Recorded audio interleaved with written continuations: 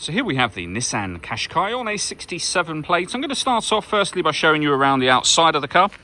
And then we're going to hop in and run through some controls on the inside.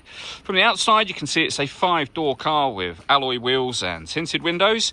We're going to start off inside the boot area first of all. As we approach the back of the car, you can see we have reversing sensors. Plenty of boot space as well, along with that 60-40 split folding rear seat, should you wish to increase this space even further again. Both of these two tray sections will also remove and can be used to divide the boot up into different sections as well. Okay, so we're just going to work our way back around to the front of the car and then we'll hop in. And as I mentioned, we'll run through some of the controls on the inside of it from there. Just briefly before we climb in, I think it's well worth seeing the interior from this exterior point of view. There's plenty to run through on the dashboard, so let's hop in and we'll do that now. Okay, now that we're inside the car, we're going to start with the dials. Over on the left-hand side, we have the rev counter and coolant temperature gauge.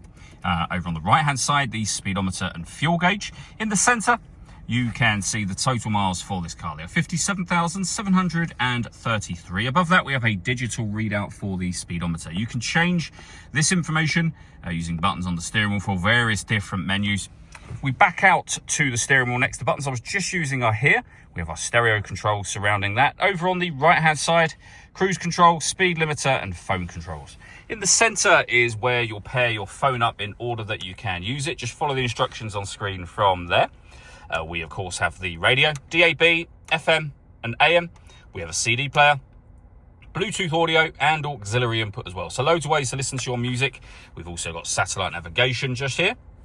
And a 360 parking camera. So what you're looking at there is the front-facing camera and a bird's eye view image of exactly where the car is parked. If I put the car into reverse, we'll get a reversing camera and that same bird's eye view image.